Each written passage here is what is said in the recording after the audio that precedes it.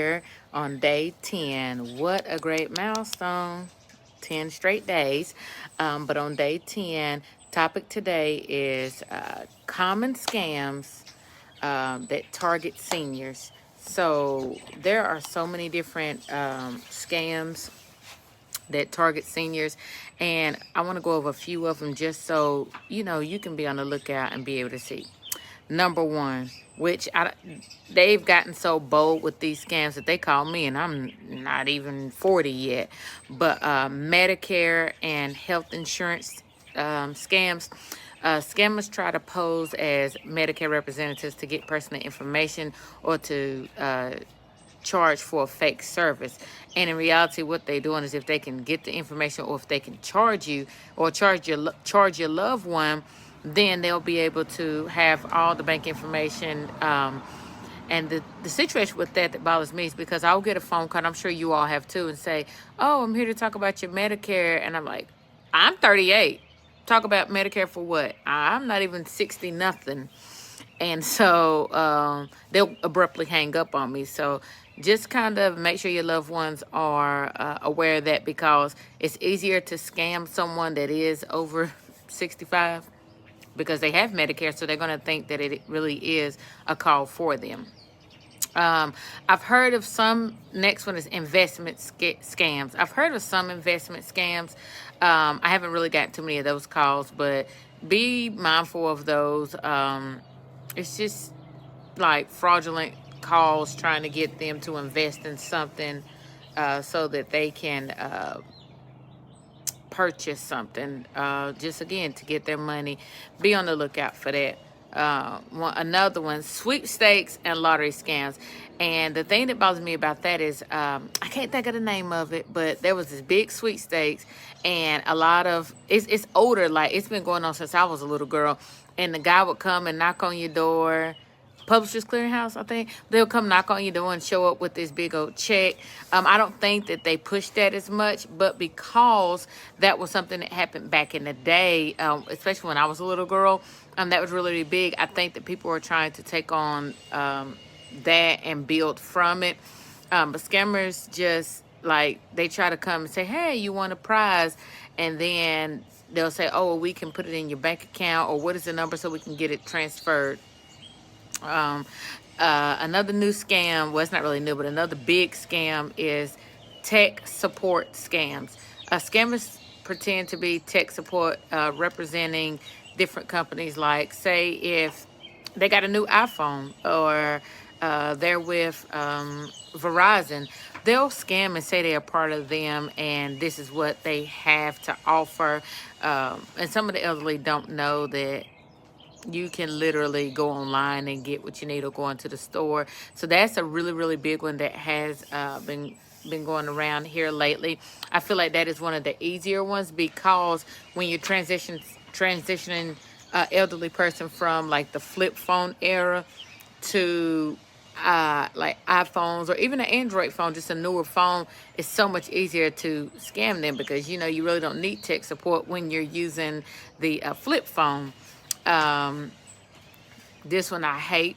I've seen it happen when I was working at one of the nursing homes, and that is romance scams. I had a lady that came in and told me that she was scammed. There was a man that was calling her, talking to her, being so sweet to her, and it was like maybe a month in, and then she slowly started sending him money.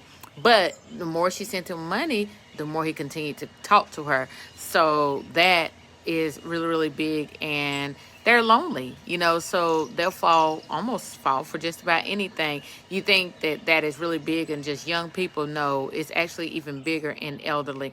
But it's just them trying to develop a relationship. It's even got worse beyond so it's gotten worse beyond just romance, because I had someone come in today to my job, and they were telling me that, and this man has a flip phone. He was like 71, 72. He has a flip phone, and he keep getting this text message telling him, "Hey, I'm trying to text my," I think it was like a grandma or grandpa, but he said that at the end of it, they would always just sign an S.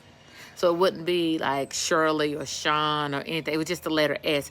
So that's how he knew that something wasn't right. But little did they know, they're not going to be able to get much off of this man. But they're going beyond romance now. So the grandparent, it's called the grandparent scam. So you have the romance scam, and then you have the grandparent scam. And also with the grandparent scam, there are different individuals pretending to be their grandchild in trouble and needing money urgently.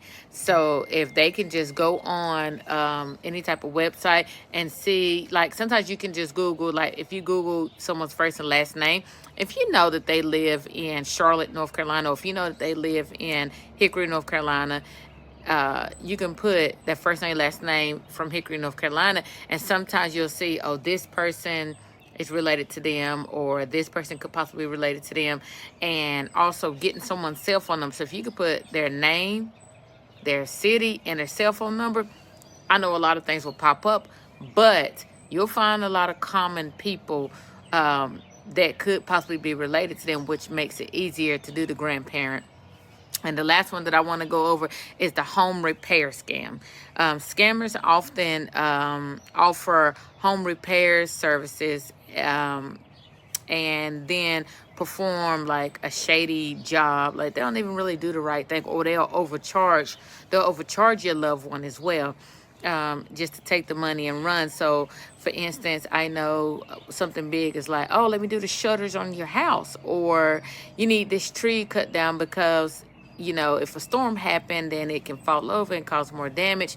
So if they, you know, say, oh, this right here will only cost you $250, and they say, well, just do $100 up front, and, you know, we'll collect the rest, just to make it seem like they're trying to help them. Well, they get their $100 and leave. $100 is a lot to some people. And then sometimes it's even more than that. It could be $600 or $2,000. A lot of times they will accept lower, like lower than what they're asking for, because it's what they really want. So if they want $500, they're going to say, hey, we can do this for $1,200, but if you know, have 500 now, then I can just help you make whatever payments, or I can help you through the rest. They only needed the $500 anyway. So just be careful of that. Be mindful of talking to your loved ones and saying, hey, let me help you find whatever you need. Let me help you do this, because they're getting real bold where they, you know, they come and knock on your door. And I'm not going to go into this too much, but don't even get me started on the internet situation. Because a lot of people do the internet. Oh, let's combine the bill. I don't like when people walk around. If I can't call Spectrum or AT&T and get the good deal, I'm not doing it, because I don't trust you. You can't pull up in front of my house in the AT&T vehicle and verify that you're really an AT&T person, and you can give me your employee number or whatever the case may be. I don't trust you. That's just simple. I don't trust it. So just be mindful of those little scams. And that's all I have for tonight. Thank you. Have a good night.